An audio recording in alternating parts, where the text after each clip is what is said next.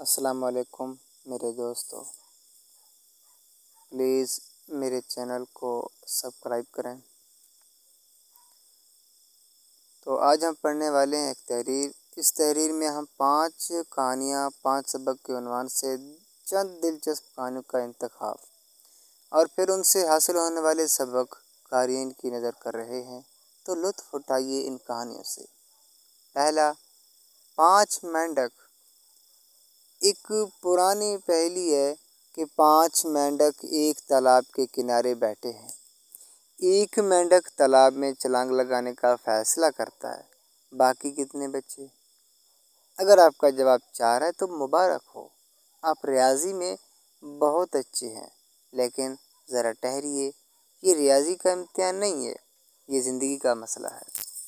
صحیح جواب 5 ہے۔ جی ہاں، 5واں اب بھی تالاب کے کنارے بیٹھے ہوئے ہیں، کیونکہ ایک مینڈک نے صرف چھلانگ لگانے کا فیصلہ کیا تھا لیکن چھلانگ لگائی نہیں۔ اسی طرح زندگی بھی ایک تماشا نہیں، یہ عمل کا کھیل ہے۔ ہمارا ہر سفر پہلا قدم اٹھانے سے شروع ہوتا ہے، اس کے بارے میں سوچنے سے نہیں۔ سبق: وہ مینڈک بنے جو نہ صرف چھلانگ لگانے کا فیصلہ کرتا ہے بلکہ حقیقت میں چھلانگ لگاتا بھی ہے۔ یہ بھی پڑھیے چیمپئن۔ دوسرا، الفاظ کا انتخاب سوچ سمجھ کر کریں۔ ایک دفعہ کا ذکر ہے کہ ایک بوڑھے آدمی نے افواہ پھیلائی کہ اس کا نوجوان پڑوسی چور ہے، جس کے نتیجے میں نوجوان کو گرفتار کر لیا گیا۔ کچھ دن بعد نوجوان بے قصور ثابت ہوا۔ رہا ہونے کے بعد اس نوجوان نے اپنی توہین محسوس کی اور بوڑھے پر غلط الزام لگانے کا مقدمہ دائر کر دیا۔ دونوں کو عدالت میں طلب کر لیا گیا۔ بوڑھے آدمی نے جج سے کہا، میں نے تو صرف تبصرے کیے تھے، اس سے کسی کو نقصان نہیں پہنچا۔ جج نے مقدمے کا فیصلہ سنانے سے پہلے بوڑھے آدمی سے کہا، جو کچھ تم نے اس کے بارے میں کہا ہے وہ سب ایک کاغذ پر لکھو، پھر ہر بات کے ٹکڑے کاٹ کر گھر جاتے ہوئے کاغذ کے ٹکڑوں کو باہر پھینک دینا اور کل فیصلہ سننے کے لیے عدالت میں واپس آنا۔ اگلے دن جج نے بوڑھے آدمی سے کہا، فیصلہ سننے سے پہلے تمہیں باہر جا کر کاغذ کے وہ تمام ٹکڑے اکٹھے کرنے ہوں گے جو تم نے کل پھینکے تھے۔ بوڑھے نے کہا، ایسا کیسے ہو سکتا ہے؟ ہوا نے انہیں اڑا دیا ہوگا اور مجھے نہیں معلوم کہ اب وہ مل سکیں گے یا نہیں۔ جج نے جواب دیا، اسی طرح وہ باتیں جنہیں تم صرف تبصرے کہتے ہو، ایک آدمی کی عزت کو اس حد تک تباہ کر سکتے ہیں کہ ہو سکتا ہے وہ دوبارہ بحال نہ ہو سکے۔ بوڑھے کو اپنی غلطی کا احساس ہوا اور اس نے نوجوان سے معافی مانگ لی۔ سبق: حقیقت جانے بغیر کسی کے ساتھ غلط سلوک نہ کریں یا اس پر الزام نہ لگائیں۔ آپ کے الفاظ کسی بے قصور کی ساکھ کو خراب کر سکتے ہیں۔ یہ بھی پڑھیے مستقل کی نوکریاں۔ تیسرا، ایک بچہ جو اپنے خواب کی تعبیر پانا چاہتا تھا۔ ایک آدمی گھوڑوں کے بڑے فارم کا مالک تھا۔ وہ اپنے فارم پر نوجوانوں کی مدد کے لیے رقم اکٹھی کرنے کی خاطر فنڈ ریزنگ ایونٹس منعقد کیا کرتا تھا۔ فنڈ ریزنگ کی ایک تقریب میں اس نے اپنی کہانی یوں سنائی، آج میں آپ کو بتانا چاہتا ہوں کہ میں اپنے گھوڑوں کے فارم کو فنڈ ریزنگ کے لیے کیوں استعمال کرتا ہوں۔ اس کا تعلق ایک ایسے آدمی کی کہانی سے ہے جو گھوڑوں کے ٹرینر کا بیٹا تھا۔ ٹرینر گھوڑوں کی تربیت کے سلسلے میں اکثر ایک استبل سے دوسرے میں، ایک ریس ٹریک سے دوسرے تک اور ایک فارم سے دوسرے تک جایا کرتا تھا۔ اس کے نتیجے میں اسکول میں ٹرینر کے بیٹے کی تعلیم متاثر ہونے لگی۔ ایک دن استاد نے لڑکے کو مضمون لکھنے کے لیے کہا کہ وہ کیا بننا چاہتا ہے اور بڑے ہو کر کیا کرنا چاہتا ہے۔ اس رات لڑکے نے 7 صفحات پر مشتمل مضمون لکھا، جس میں اس نے بتایا کہ ایک دن وہ گھوڑوں کے بڑے فارم کا مالک بنے گا۔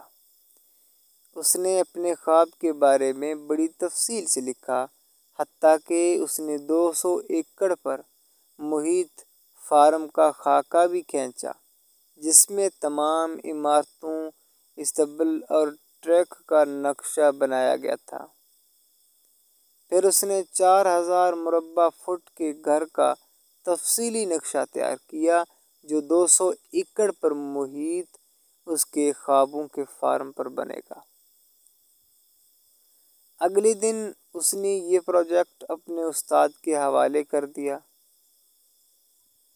2 دن بعد اسے اپنا مضمون واپس ملا، جس پر بڑے حروف میں فیل لکھا ہوا تھا۔ ساتھ ہی ایک نوٹ لکھا تھا، کلاس کے بعد مجھے ملو۔ فارم کے خواب دیکھنے والا لڑکا کلاس کے بعد استاد سے ملنے گئے اور پوچھا، سر، آپ نے مجھے فیل کیوں کیا؟ استاد نے کہا، یہ تم جیسے لڑکے کے لیے ایک غیر حقیقی خواب ہے۔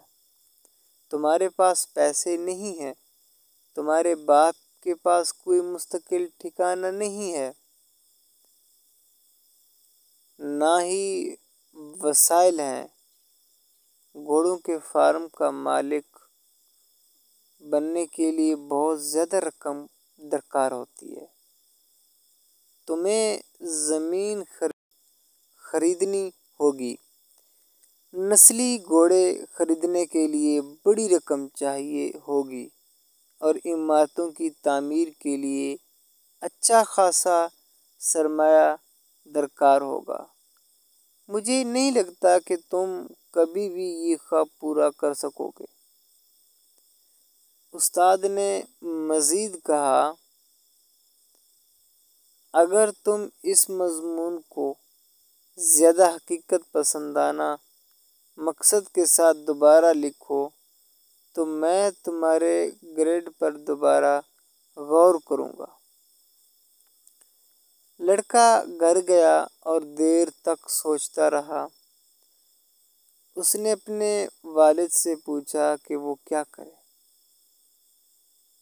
اس کے باپ نے کہا، بیٹا دیکھو، تمہیں یہ فیصلہ خود کرنا ہوگا اور میں سمجھتا ہوں کہ یہ تمہارے لیے بہت اہم فیصلہ ہوگا۔ 1 ہفتہ مسلسل سوچنے کے بعد لڑکے نے کسی تبدیلی کے بغیر وہ مضمون پھر استاد کے حوالے کر دیا۔ لڑکے نے بصد احترام کہا، سر، آپ مجھے فیل رہنے دیجیے، میں اپنا خواب پورا کرنے کی کوشش کروں گا۔ یہ کہانی سنانے کے بعد فارم کا مالک تقریب کے شرکاء کی طرف متوجہ ہوا۔ اس نے کہا، حاضرین، میں آپ کو یہ کہانی اس لیے سنا رہا ہوں کہ اس وقت آپ میرے 4000 مربع فٹ کے گھر میں بیٹھے ہیں، جو میرے 200 ایکڑ کے گھوڑوں کے فارم کے بیچ میں بنا ہوا ہے۔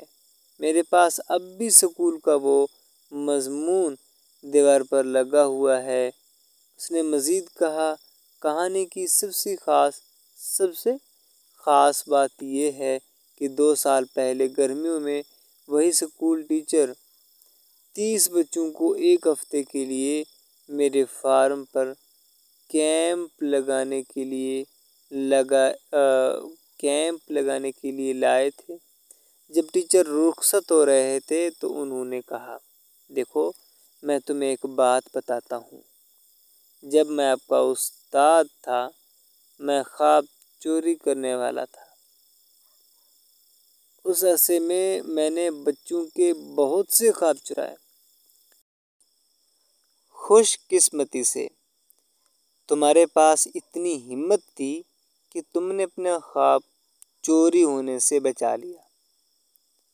سبق: کسی کو اپنے خواب چرانے نہ دیں، اپنے دل کی باتیں مانیں۔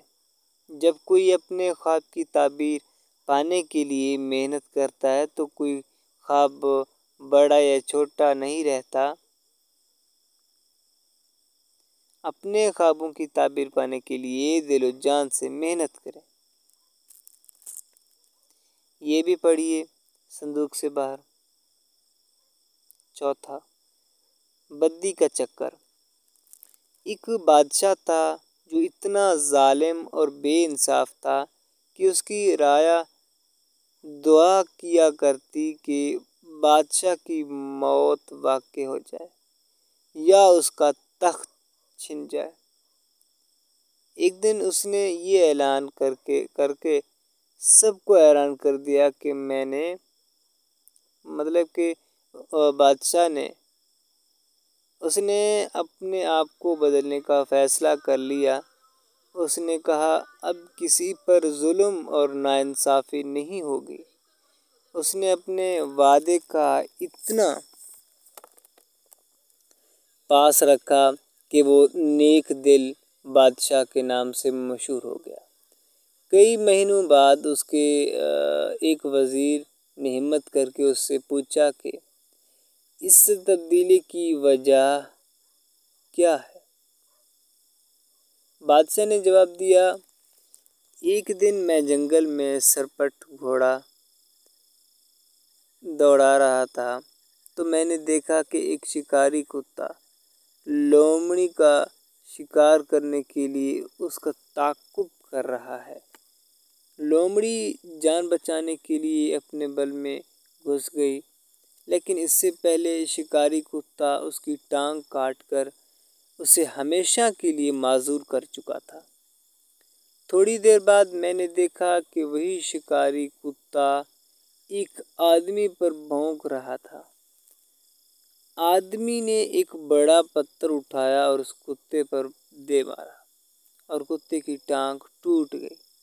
وہ آدمی زیادہ دور نہیں گیا تھا کہ ایک گھوڑے نے اسے لات ماری، اس کا گھٹنا ٹوٹ گیا اور وہ زندگی بھر کے لیے معذور ہو کر زمین پر گر پڑا۔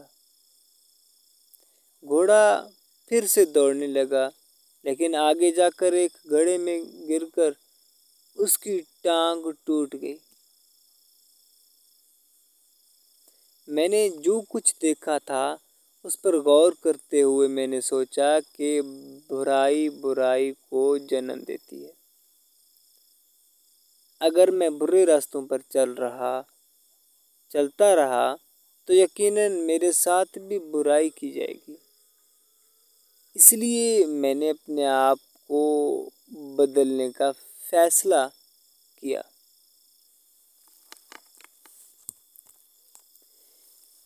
یہ سن کر وزیر کے دل میں خیال آیا کہ اب بادشاہ کی نیک دلی سے فائدہ اٹھا کر اس کو معزول کرنے اور تخت پر قبضہ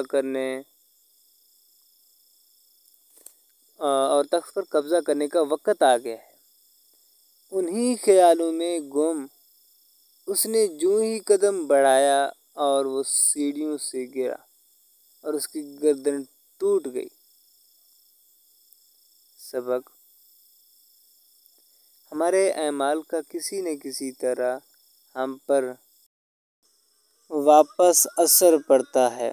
ہم دوسروں کے ساتھ اچھا کریں گے تو ہمارے ساتھ بھلائی ہوگی، دوسروں کا برا کریں گے تو ہماری باری بھی آئے گی۔